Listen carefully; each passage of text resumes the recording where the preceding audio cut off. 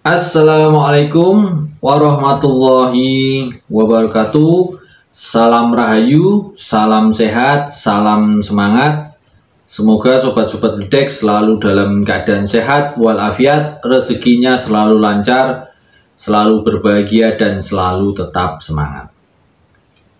Oke, di sini masih membahas tentang prediksi weton di pertengahan tahun 2024 hingga pertengahan tahun 2025, atau tepatnya di tahun J.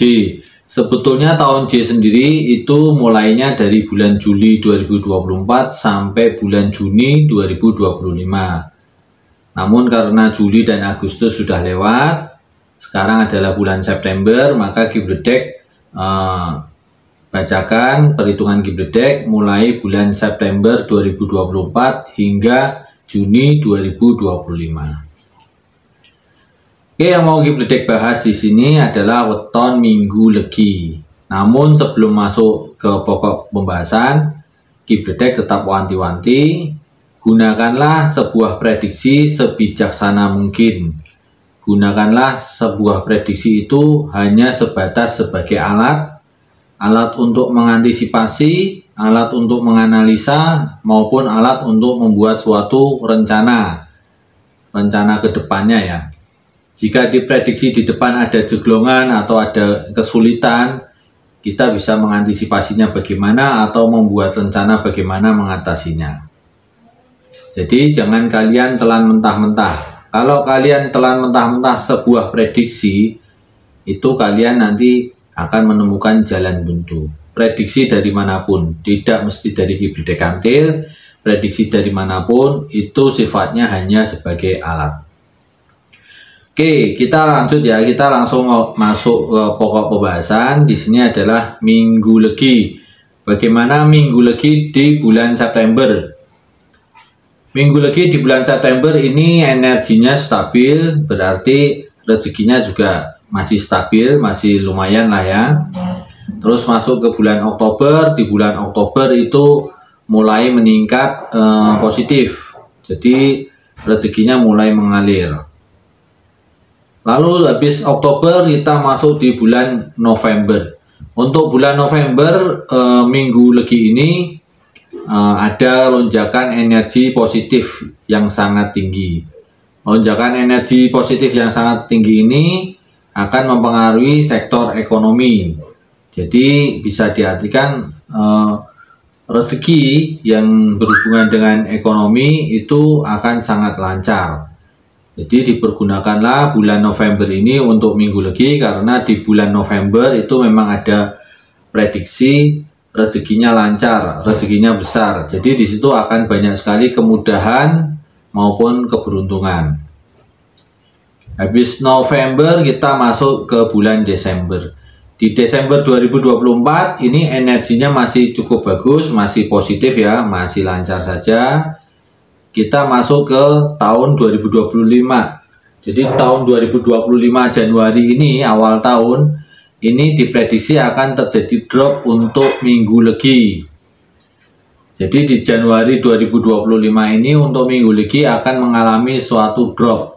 Drop di sini bisa diartikan sebagai penurunan energi, bahkan bisa mencapai level negatif. Jadi bisa diartikan akan banyak masalah atau halangan atau rintangan di bulan Januari bagi Minggu Legi. Jadi sebelum di Januari drop, diprediksi drop, ini yang termasuk lubang ya atau masalah. Itu bisa diantisipasi 2 atau 3 bulan sebelumnya.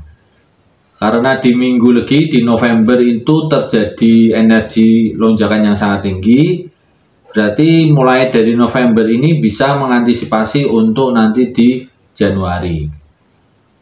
Jadi sebaiknya meskipun ada lonjakan energi yang sangat tinggi, itu harus dimanfaatkan untuk mengantisipasi beberapa bulan ke depan, karena ada prediksi drop.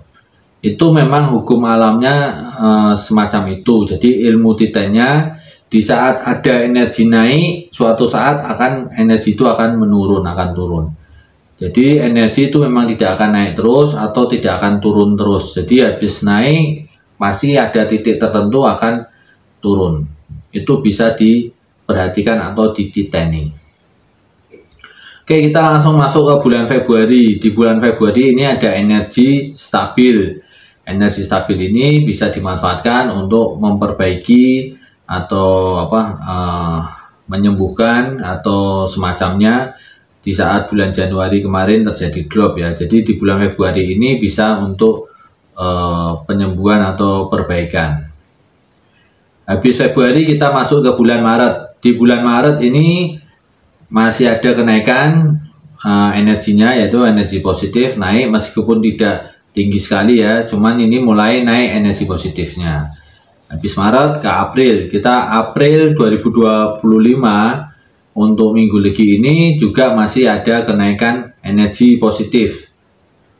April terus Mei juga masih ada energi positif ya, masih naik lah ya. Jadi 3 bulan setelah energi stabil itu positif terus ya. Jadi Januari itu diprediksi drop, ada energi stabil di Februari, mulai Maret itu mulai meningkat, energinya meningkat menjadi positif. Maret, April, Mei itu positif semua. Lalu di bulan Juni atau di akhir tahun C, bulan Juni 2025 itu energinya masih stabil. Energi masih stabil ini karena kemarin udah dibarengi energi positif, berarti stabil ini adalah tetap di atas positif, jadi masih positif. Bisa dikatakan dari Maret sampai Juni itu positif terus. Jadi untuk minggu lagi yang harus diperhatikan adalah di bulan Januari atau awal tahun 2025. Karena diprediksi awal tahun 2025 atau bulan Januari 2025 itu terjadi drop. Drop di sini itu energinya drop ya, atau rezekinya drop. Rezeki itu juga luas. Memang di sini Kibledek batasi di sektor ekonomi. Namun sebenarnya rezeki itu luas di sektor ekonomi, sektor sosial, sektor kesehatan dan sebagainya. Karena yang pembahasan sering ditanyakan adalah sektor ekonomi, ya di sini Kibledek bahas tentang drop di sektor ekonomi di Januari ya, atau keuangannya. Kalau kesehatannya drop atau terganggu, memang nanti tetap dampaknya juga akan ke arah ekonomi.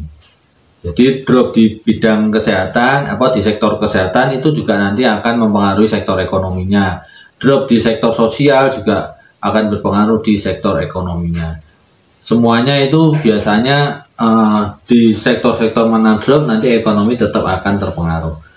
Meskipun ada peningkatan, sosialnya meningkat, itu akan berpengaruh juga, pengaruhnya bagus ya terhadap sektor ekonomi. Sosial itu hubungan antar masyarakat, hubungan antar manusianya, silaturahmi dan sebagainya. Semakin banyak silaturahmi, maka rezeki juga akan semakin banyak. Jadi sektor ekonomi semakin meningkat. Oke, untuk minggu lagi yang perlu diperhatikan adalah di bulan Januari 2025 karena diprediksi drop. Namun sebelum ada energi drop ini sebetulnya 2 bulan ya, atau di bulan Novembernya tepatnya itu ada lonjakan energi positif. Jadi sebetulnya lonjakan energi positif itu bisa dimanfaatkan untuk menutup lubang atau menutup nanti drop di Januari. Jadi gunanya prediksi itu kalau kita lagi diprediksi lagi bagus-bagusnya, itu jangan terlena atau jangan lupa diri. Oke, gunakanlah sebuah prediksi secara bijaksana. Gunakanlah prediksi itu hanya sebagai alat, jangan kalian telan mentah-mentah. Gunakan sebagai alat untuk membuat rencana ke depannya bagaimana, atau mengantisipasi masalahnya bagaimana, atau menganalisa masalah-masalah yang kemungkinan terjadi, itu bagusnya diatasi seperti apa. Oke, gitu. Semoga bermanfaat. Wassalamualaikum warahmatullahi wabarakatuh. Salam rahayu, salam sehat, salam semangat.